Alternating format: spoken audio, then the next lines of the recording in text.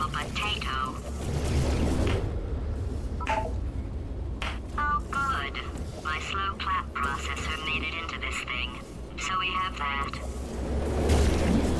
Since it doesn't look like we're going anywhere, well, we are going somewhere, alarmingly fast actually. But since we're not busy other than that, here's a couple of facts. He's not just a regular moron. He's the product of the greatest minds of a generation, working together with the express purpose of building the dumbest moron who ever lived. And you just put him in charge of the entire facility. Good, that's still working. Hey, just in case this pit isn't actually bottomless, do you think maybe you could unstrap one of those long fall boots of yours and shove me into it? Just remember to land on one foot.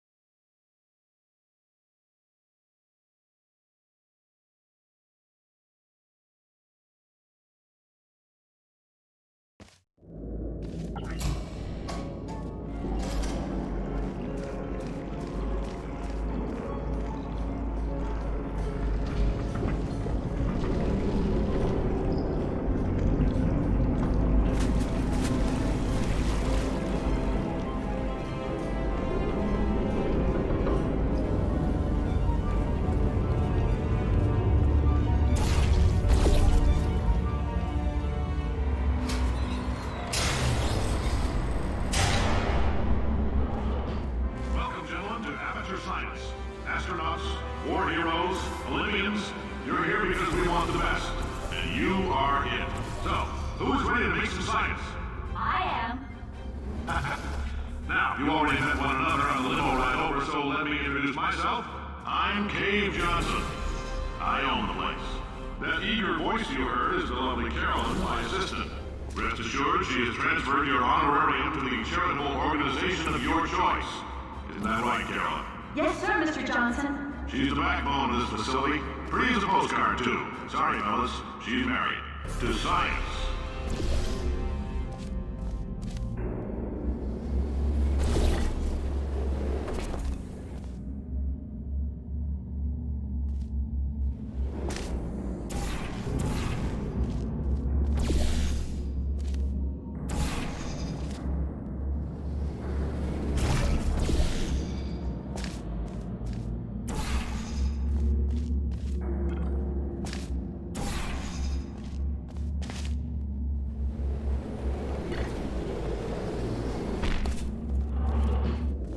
There's 1,000 tests performed every day here in our enrichment spheres.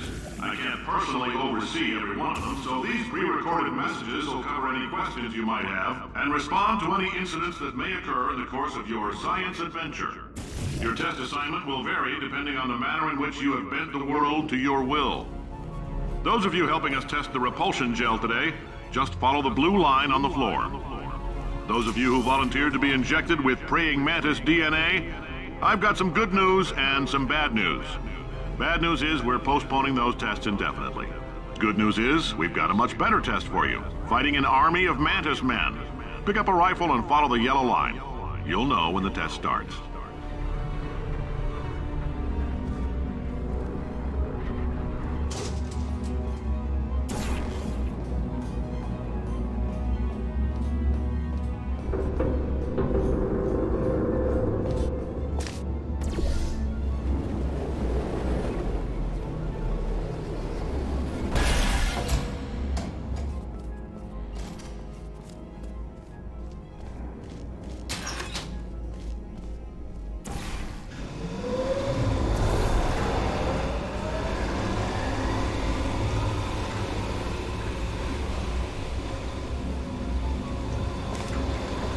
They say great science is built on the shoulders of giants. Not here. At Aperture, we do all our science from scratch. No hand-holding.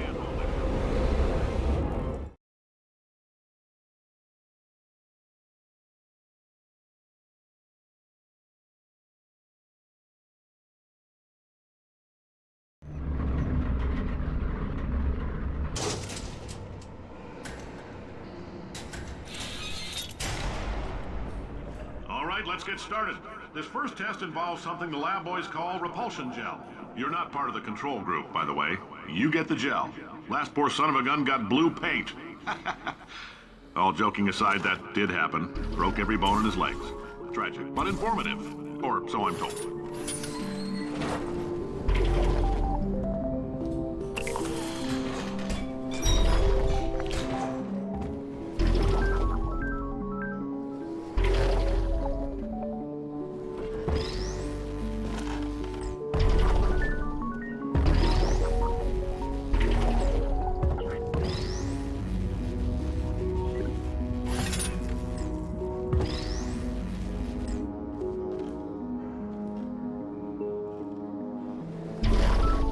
Boys just informed me that I should not have mentioned the control group.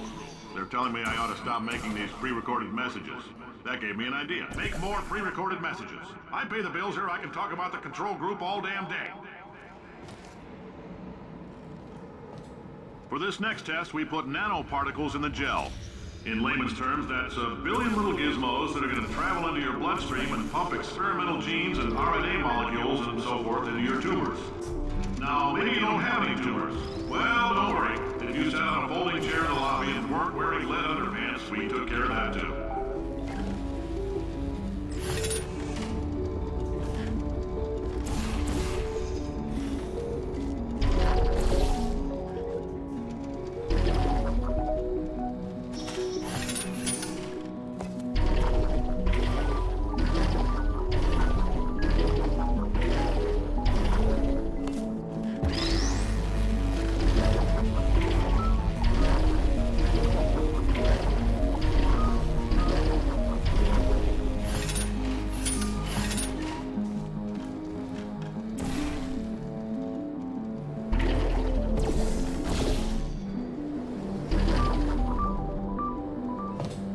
in case you got covered in that repulsion gel, here's some advice the lab boys gave me. Do not get covered in the repulsion gel. We haven't entirely nailed down what element it is yet, but I'll tell you this, it's a lively one, and it does not like the human skeleton.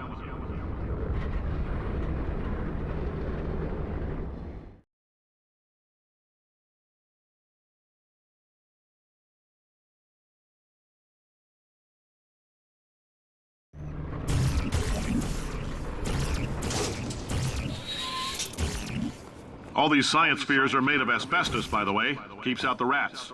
Let us know if you feel a shortness of breath, a persistent dry cough, or your heart stopping, because that's not part of the test. That's asbestos.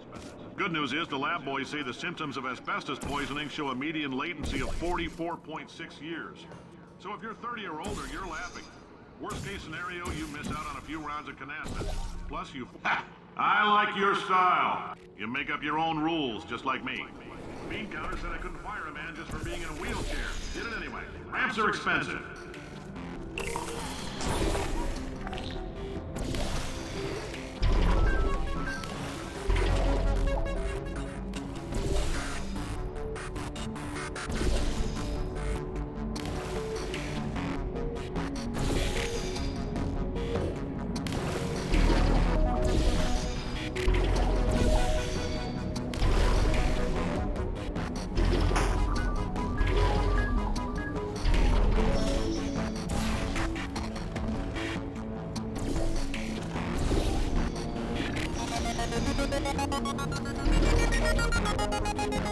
Just a heads up, that coffee we gave you earlier had fluorescent calcium in it so we can track the neuronal activity in your brain.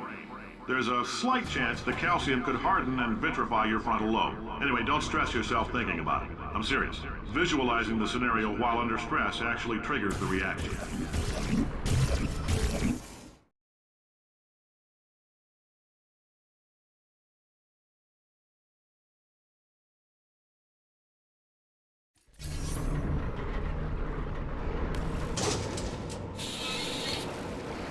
Now, if you're part of control group Kepler-7, we implanted a tiny microchip about the size of a postcard into your skull. Most likely you've forgotten it's even there. But if it starts vibrating and beeping during this next test, let us know.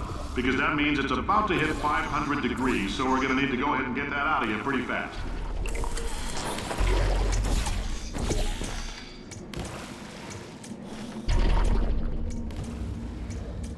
I'm telling them, keep your pants on. All right, this next test may involve trace amounts of time travel. So, word of advice, if you meet yourself on the testing track, don't make eye contact. Lab boys tell me that'll wipe out time. Entirely. Forward and backward. So, do both of yourselves a favor and just let that handsome devil go about his business.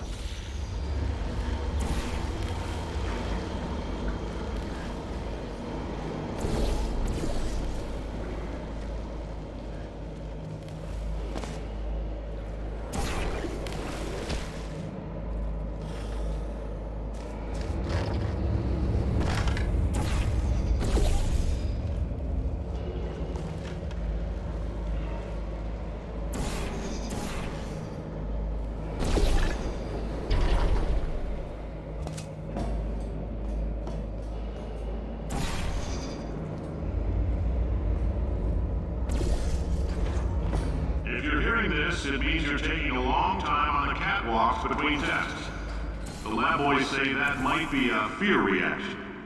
I'm no psychiatrist, but coming from a bunch of eggheads who wouldn't recognize the thrill of danger if it walked up and snapped their little pink bras, that sounds like projection. They didn't fly into space, storm a beach, or bring back the gold. No, sir, we did. It's you and me against the world, son. I like your grit.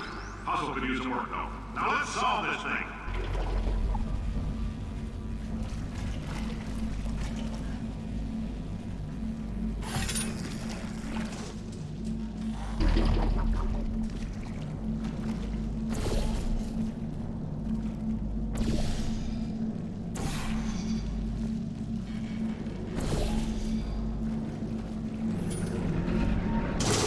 Science isn't about why, it's about why not. Why is so much of our science dangerous? Why not Mary save science if you love it so much? In fact, why not invent a special safety door that won't hit you on the butt on the way out because you are fired? Now you test subject, you're doing fine. Yes, you. box your stuff. Out the front door. Parking lot. Car. Goodbye.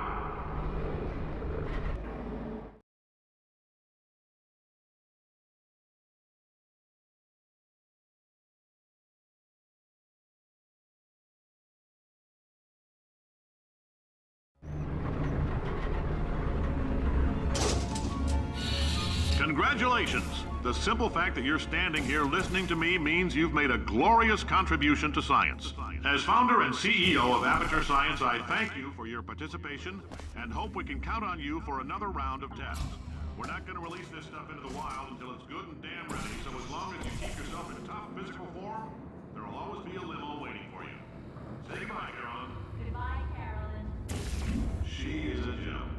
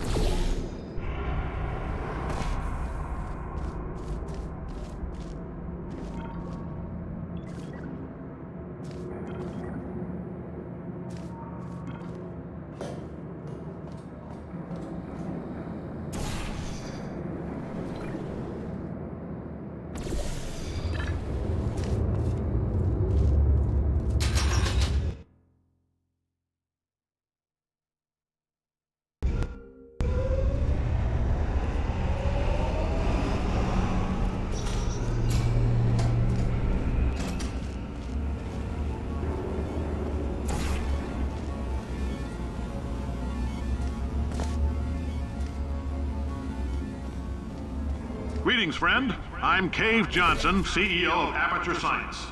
You might know us as a vital participant in the 1968 Senate hearings on missing astronauts. And you've most likely used one of the many products we invented, but that other people have somehow managed to steal from us. Oh, hi. Say, you're good at murder. Oh, thanks. Did you feel that? That idiot doesn't know what he's doing up there. This whole place is going to explode in a few hours if somebody doesn't disconnect him. I can't move, and unless you're planning to saw your own head off and wedge it into my old body, you're going to need me to replace him. We're at an impasse. So what do you say? You carry me up to him and put me back into my body, and I stop us from blowing up and let you go. Wow, you stabbed me. What is wrong with you? Hold on. Do you have a multimeter? Never mind. The gun must be part magnesium. It feels like I'm outputting an extra half a volt. Keep an eye on me. I'm going to do some scheming. Here I go. Oh, where are we? How long have I been out? That extra half volt helps, but it isn't going to power miracles. If I think too hard, I'm going to fry this potato before we get a chance to burn up in the atomic fireball.